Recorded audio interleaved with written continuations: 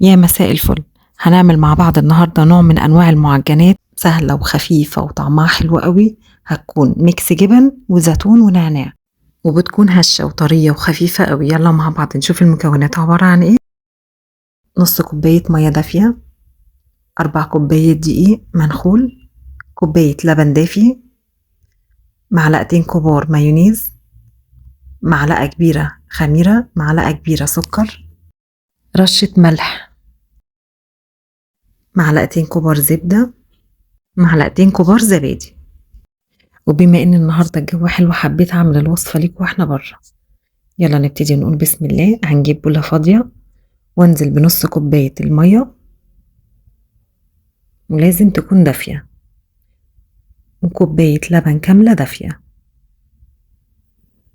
ليه دافيين؟ عشان لما انزل الخميره والسكر الخميره تنشط معايا. الخميره مش بتنشط غير لازم تكون الحاجه دافيه، ان كانت ميه او لبن. تمام كده. نزلنا اللبن والميه والسكر وننزل بمعلقه الخميره واقلبهم كويس قوي مع بعض. وبعد كده انزل بالدقيق. الكوبايه دي اللي هي بتبقى موجوده في كل بيت. هنزل ب4 كوبايات دقيق منخولين. وعودي نفسك لما تاخدي مقدار حاجه، مثلا لما اقول لك كوبايه دقيق، نص كوبايه ميه، 3/4، مش عارفه ايه، ايا كان المقادير ايه هي. يعني ما تشتتيش نفسك وتطلعي كوبايه صغيره كوبايه كبيره، لا، هي كوبايه واحده خدي بيها المقادير كلها عشان تبقى مقاديرك مظبوطه. فاهمه الفكره؟ هننزل بمعلقتين الزبادي،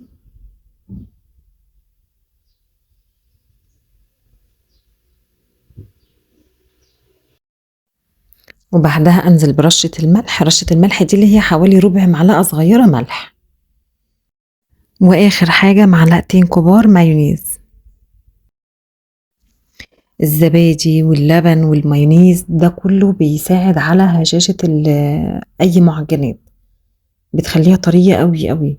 عايزة تستغني عن المايونيز والزبادي حطي كوباية ونص لبن. يعني احنا في المقادير بتاعتنا دلوقتي احنا حاطين كوباية لبن واحدة بس. لا، انت مش عايزة مثلا مايونيز وزبادي او مش متاح عندك، حطي كوباية ونص بدل كوباية الواحدة، هتبقى حلوة برضو مش وحشة. هعجنها كويس جدا، وبعدها انزل بمعلقتين زبدة بحرارة الغرفة زي ما انتوا شايفينها طرية خالص.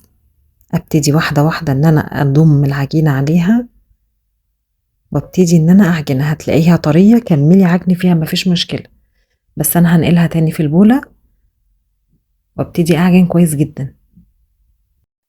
هتحس ان هي زي ما يكون سايحة او القوام بتاعها اتغير شوية. لا، هعجن فيها كويس قوي لحد ما الزبدة اللي معايا تختفي. ولو حسيت ان هي لسه بتلزق يبقى رشة دقيق خفيفة قوي، حوالي معلقة كبيرة او كده، لحد ما توصل معايا للقوام ده. ولازم تكون عجينة طرية وناعمة، ما تكونش قاسية معايا. وفي بولة فيها نقطتين زيت من تحت، وارش العجينة من فوق زيت برضو، وبلاستيك او الكيسة معايا، وبالفوطة، واسيبها تخمر او يتضاعف حجمها. ويلا بينا نجهز الحشو لحد العجينة ما تخمر. جبنة موتزاريلا، جبنة تركي مبشور، فلفل اخضر، زيتون اسود مفروم خشن، فلفل احمر، نعناع، ومعايا بهارات. البهارات دي عبارة عن ايه؟ ملح، فلفل اسود، ال7 بهارات، شطة، اي بهارات انتي تفضليها عادي. يعني ما ترتبطيش بالبهارات اللي انا حطاها، مش شرط. عايزه تزودي حاجه، عايزه تقللي حاجه، انتي وراحتك. ومعايا جبنه خزين وجبنه قريش. جبنه قريش بتبقى عدمه مالحه خالص، والجبنه الخزين بتبقى فيها ملح زياده. هجيب بوله، وخدي بالك ما تكتريش ملح، لان عندك جبنه تركي وعندك زيتون وعندك جبنه خزين، فما تبقاش حادقه اكتر من كده. اوسع بس على نفسي شويه. هنزل الجبن. الوصفة دي تنفع مدارس، تنفع رحلات على البحر، فطار، عشاء، حلو قوي. وبعد كده انزل بالنعناع. جربوها بالنعناع تحفة، تدي نكهة كده حلوة قوي. وبعد كده الفلفل الاحمر،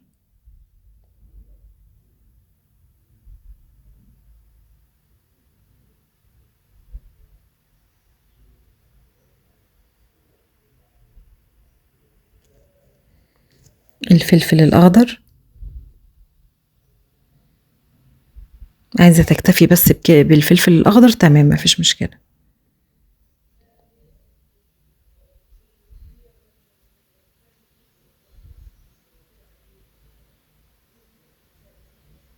وبعدها الزيتون،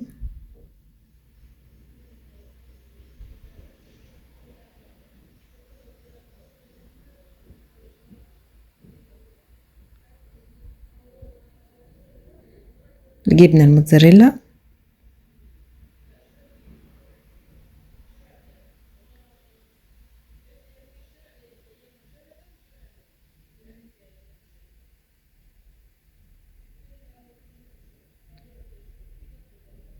وبعدها الجبنة التركي المبشورة.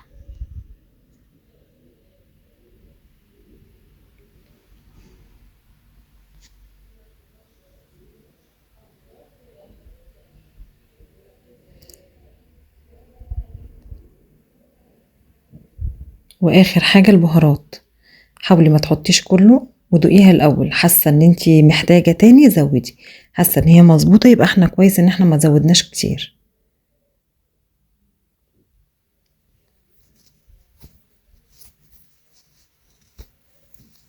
شكلها وريحتها وطعمها احلى من بعض.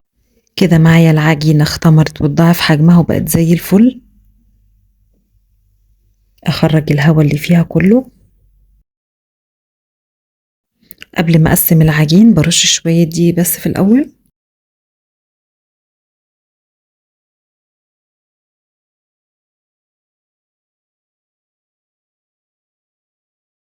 زي ما انتوا شايفين كده بالشكل ده، وابتدي اقسمها قطع متساويه بالحجم ده.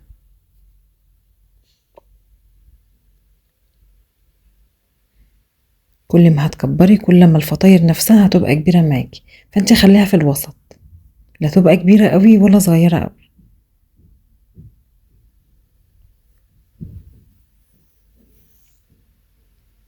يعني حجمها تقريبا قد البيضايه.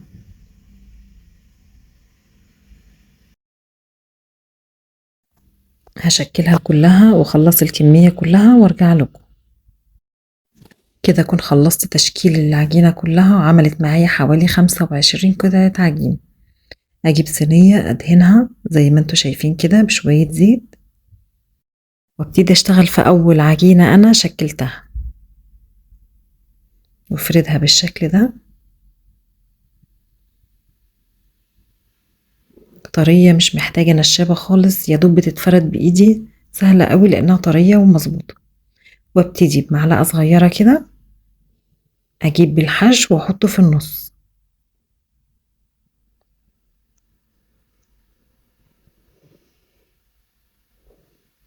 وابتدي اجيب الحراف واضمهم على بعض واعمل زي مثلث كده.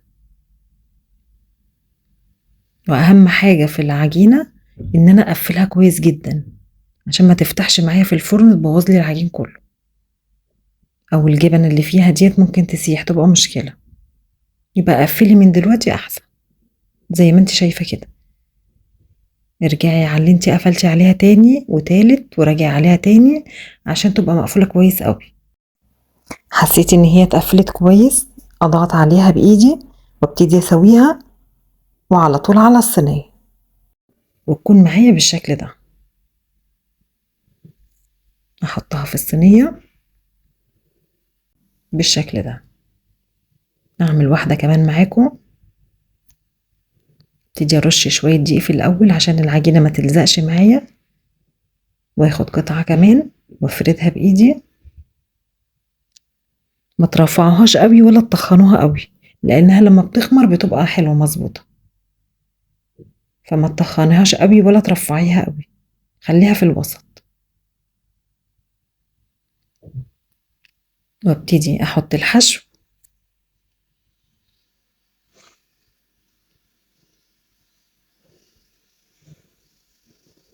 البهارات اللي فيها مخليها طعمها حلو قوي وريحتها حلوه قوي. الميكس الجبن النعناع مديله نكهه تحفه، جربوها والله مش هتندموا، طعمها حلو قوي.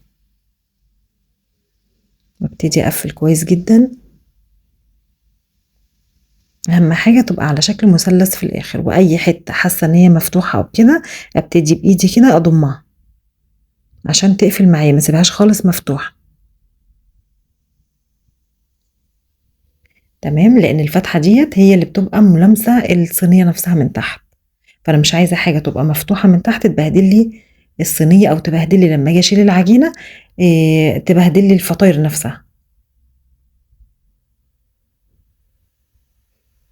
واسويها واظبطها كويس قوي عشان تبقى شكلها مظبوط، وابتدي ارفعها واحطها على الصينية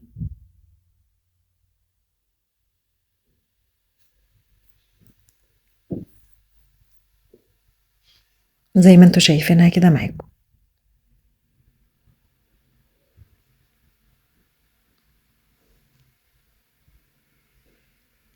انا كده خلصت كمية كبيرة، واخر واحدة هرصها معاكم بالشكل ده.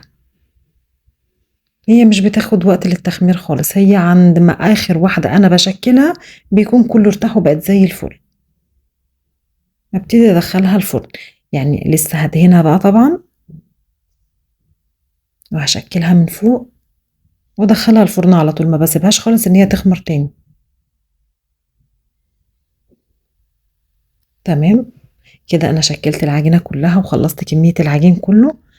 اجيب بقى صفار بيض وشوية فانيليا، او صفار بيض وشوية خل اللي يريحك. ادهن الوش بالشكل ده.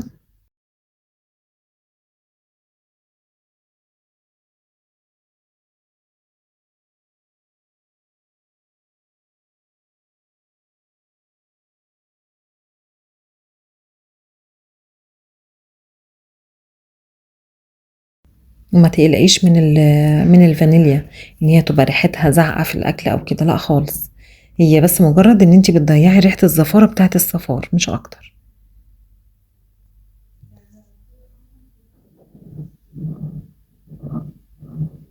زي ما انتوا شايفينها كده. بعدها ابتدي اجيب عيدان الخضرة اللي هي كزبرة او بقدونس او شبت، اي خضرة عندك، وابتدي اشكلها بالشكل ده او ازينها بالشكل ده. ومعايا حبة البركة وسمسم وزيتون، وشكلي زي ما انت عايزة اي شكل، ما ترتبطيش بحاجة انا عاملاها. عايزاها من غير اي حاجة خالص، بيض كده بس وشوية سمسم وحطيها في الفرن هتبقى زي الفل برضه. المتاح عندك اشتغلي بيه، ما توقفيش نفسك عشان خاطر حاجة.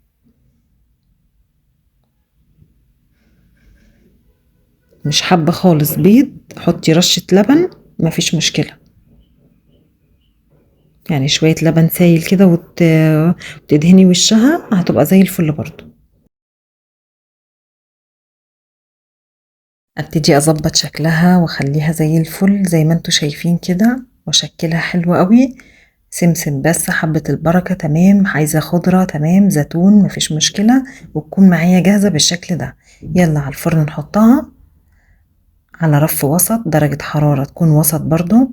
عايزة تحط لها فلفل احمر زي ما انا كنت حاطة كده، ويطلع شكلها بالشكل ده.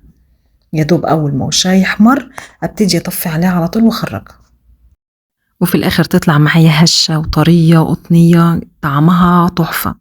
اتمنى ان انتوا تجربوها، واتمنى ان الفيديو يكون عجبكم، وصحة وعافية للي يجرب. تعالوا نشوفها كده قد ايه هي هشة وقطنية. شايفين مجرد ما بضغط عليها؟